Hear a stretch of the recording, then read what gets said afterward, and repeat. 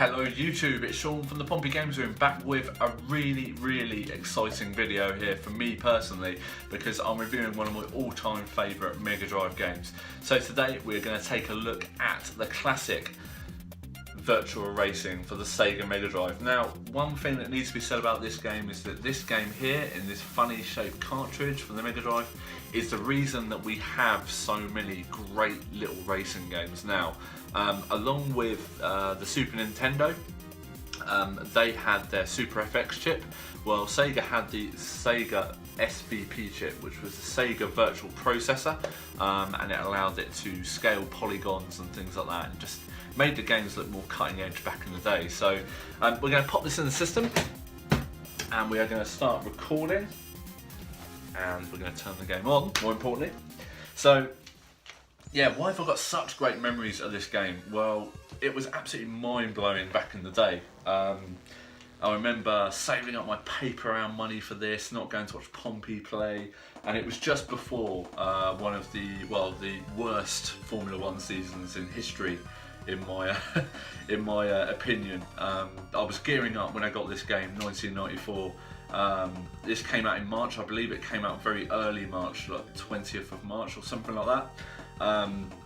In 1994, and the Formula One season started right at the end of March, and unfortunately my favourite driver at the time, Ayrton Senna, passed away at the San Marino Grand Prix of that year. But yeah, this was a game that I had to get at the time because I was really heavily into Formula One, as I am now still.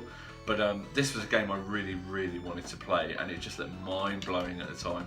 So when this came out, there was nothing else out like it. So you had like Super Monaco Grand Prix, you had what was the one on the, was it Exhaust Heat? You had Formula One Exhaust Heat, but this was a real sort of standalone title, a lot like Star Wing or Star Fox on the SNES. So on the mode select here, let's have a quick look around. So there's only 4 real options unless you've got the second controller plugged in which the player 2 thing illuminates and you're able to play on it.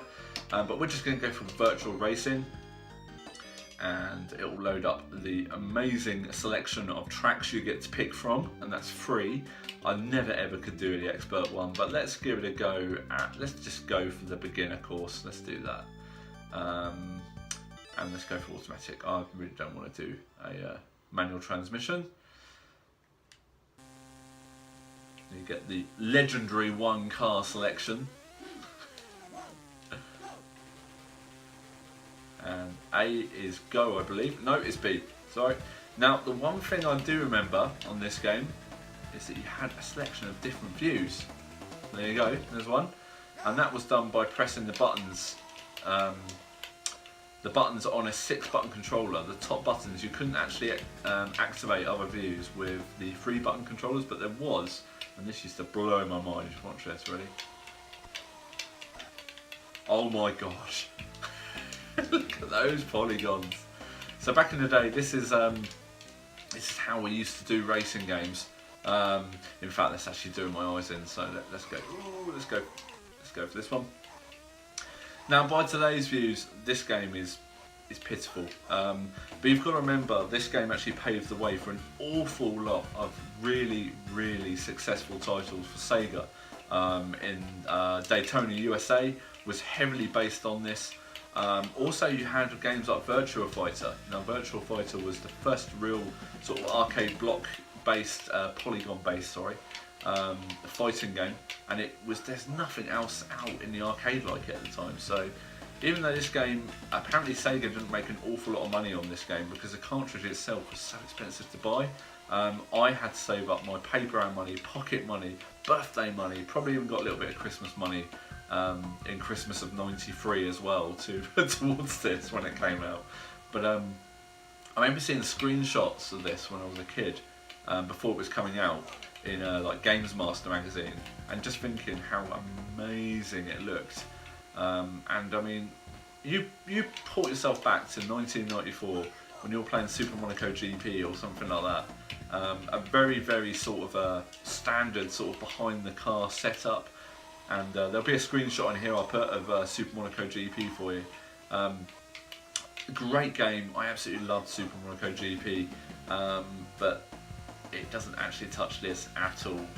And I remember throwing away hours of my life playing this game back during 1994. And the one thing though I always remember looking back now and playing it now as well, is that you only had one card to choose from, and Sega actually brought out other variations of this game. They brought out a 32X version, which was actually pretty good. I've only played it once, the 32X version. I only had a 32X. We leased a 32X from Blockbuster Video over one weekend. We had a voucher to do so. I can't remember where we got a voucher from to do that, but we had like a money off voucher. I remember actually renting it. Never ever had one before. I played it on there, and you had a few more cars that you could choose from. You actually had like a stock car as well that you could race and stuff like that, and it's pretty cool. But this was there was nothing like this back in the day. I mean, really nothing like this. It was such an amazing title to play. As I flip the car, and it's going to end any second now. But I mean, what a fantastic title back in the day, and it really emphasised sort of arcade racing. As you can see there, the game over thing.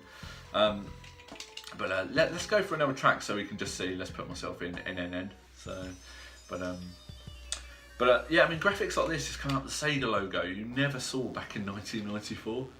It's crazy, and just to play it now, I mean, it still feels really sort of exciting to play it. But yeah, pretty crazy. But let's go to, you know what, we'll do one on each track. Let's do that. Let's go on the medium one now. So yeah, like I said, I saved up for this with my paper round money, and it didn't disappoint when I bought it. I remember it's one of the only games. I mean, ooh, it's awkward. So another game that really disappointed. So let's just put the emphasis on the other foot. I remember buying Rise of the Robots when it came out. Pretty much the same reason. It looked mind blowing at the time. There was nothing else like it. Very blocky, but you know, it was not a street. Oh gosh, trying to play this is a little difficult. Yeah, playing a Street Fighter, it was very cartoony, and playing like Rise of the Robots, totally different to playing this. The Rise of the Robots game, but yeah, I mean, playing this game did not disappoint whatsoever. I absolutely adored this game, and I was actually pretty good at it. And I'm struggling to get that across to you now, but I wasn't actually that bad at it. I mean, by today's standards, I'm not too bad at the Formula 1 titles that are out now. But you've got to remember that there wasn't really sort of a licensed Formula 1 game back in the 90s. There was the Super Monaco GP. There was a Formula 1 game by Domark. Although it had Formula 1 sort of all over it, I don't actually believe it was an official game from Formula 1. So this was sort of the closest we would get to sort of Formula 1 race titles. And you know what? This more than did Formula 1 justice back in the 90s. So, like I said, there's only choice of one car. There's 3 tracks. The arcade modes are what can only be described as you can't. There's not a word for it. What I will say is it's one of those games that is it's got the tagline "just one more go." Hence, I was only going to show you one track, and now all of a sudden I'm on the medium track. So it's one of those games that you just want to keep having another go, and you will get there eventually. But I can honestly say I've never ever come close to completing this game, and you'll see why when we do the expert track after this. Pretty tragic from the amount of hours I spent on it as a kid that I'm still actually no better at it. So, oh, as he crashes horribly there. But yeah, I mean, as a game, guys, you've got to pick this up if you've got a Megadrive. Like I said, there's the special SVP chip within the actual cartridge itself, which is why it's a funny shape. And don't need anything else to play on it other than the 6-button controller, because you can change views and things like that. I was just about to change views then as well, because I thought actually a view change might have helped there, but no time, unfortunately. yeah, 6-button controller is very, very much advisable for this, because you can't really play it, you can't really utilise all the game modes on it otherwise. But also to remember that this game had an arcade port. I seem to remember there was an arcade machine for this, and I played that in the arcades down Portsmouth. So here we go. Expert track, guys. You're going to see just how bad. And no, I'm not confident it's still, so I'm actually going to change the view so I can see what's coming. It was just corners all over the place on this track. Something about the music on this game as well, that it was a very, very arcadey, music heavy game. And it was sort of geared up trying to show what the games that Sega had that were coming, because they had the Sega Saturn, which was about to come out at the time, had a version of this game, and this track always reminded me of Canada with that hairpin there. If you're a Formula 1 fan, you'll know what I mean. Yeah, the Sega Saturn was on the horizon to come out, I think in like 95, 96. So this game was sort of showing what, you know, if you upgrade to our new console, this is the sort of stuff you can expect to get. And I think probably why a lot of people actually sort of upgraded to a Sega Saturn and were massively disappointed. So I know one friend who upgraded to a Sega Saturn, and I hate to say, I think I actually convinced him to get a Saturn over a PlayStation, and it's one of those things I always remember back to and think, oh God, probably hates me for that. So, yeah, sorry Adam if you're watching. But many happy times on Sega Rally with Adam. So, and again, another game that takes a lot of credit from a lot of its credit from this game here. Absolute belter of a title, this. So how did this game come about then? Well, what happened was, like I said, Sega were trying to gear up to their next generation. They wanted to bring out an absolute revolutionary game on the Megadrive, because Sega had a history of wanting to sort of keep supporting consoles. At the time, probably when this was coming out, they were just finishing up supporting for the Master System. They would have had Game Gear at the time. They would have had what else would they have had? 32X they would have had.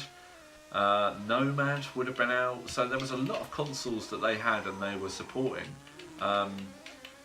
But they always like to keep supporting games, so to prolong the life of a console. So I can only imagine that's what they were trying to do, bring this game out so close to the end of Mega Drive's life when the Saturn was around the corner. But nevertheless, absolute amazing game. So the SVP chip was Sega's equivalent to the chip that was in Star Fox or Starwing, in that it allowed it to scale like a background image, and also allowed it to push a lot of polygons, which is something that the early PlayStation games also did. Some of the very early PlayStation games, especially racing games, apart from Ridge Racer, I mean, they look totally different putting them side by side, but playability, they're very similar. You know, it's you probably have just as much fun playing on this as you would have in some of the earlier games on the PlayStation. Because the way that this game was with polygons and stuff, it was the next generation, and we were just starting off in the next generation. So we're going to leave it there, the gameplay, but I'm just going to speak a little bit more about this absolutely incredible game, and that I absolutely loved it back in the day, and I'm really, really glad I could finally cover it on my channel. And it's it captures a time in my life where I have such happy memories. 1994 was right in the middle of when I was playing football every day of the week. I was in primary school, just going up to secondary school in 1995. Meeting loads of new friends. The PlayStation was just about to come out. The Saturn was just about to come out. Everything was good. Apart from the actual Formula 1, like I said at the beginning, a little bit depressing in that we lost an absolute legendary driver in Formula 1 at the beginning, and Roland Ratzenberger as well, who might have gone on to become just as good a Formula 1 driver. But a lot of my memories from early Formula 1 were through Senna, so this game always reminds me of 1994 in the good and the bad ways, and that I spent a lot of time on this. It was my last year at primary school, and also, you know, we lost an amazing Formula 1 driver. But yeah, so many happy memories of this, guys. You've got to pick it up for the Mega Drive. If you've got a Mega Drive, make sure you seek it out. Usually you can get it unboxed if you're just going to buy it cartridge only.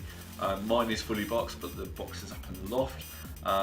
If you're looking for it cartridge only, you can usually pick it up for under £10. If you're looking to buy it fully boxed, it can cost anywhere up to 20 quid. Also, a little note for you, they're one of the Mega Drive games that go wrong quite a lot. I've had one of these games before which has actually stopped working because the chip inside, I don't know whether it's a little bit temperamental, but it just won't boot every time and stuff like that, and it also crashes quite a lot sometimes. But it's definitely worth getting hold of, guys, to play on this. Absolutely brilliant racing game, and I can't recommend it enough. So I hope you've enjoyed this review / gameplay, let's play, whatever you want to call it, for Virtua Racing on the Sega Megadrive. Please feel free to comment, rate and subscribe, and I'll see you all again soon. Thanks for watching, bye.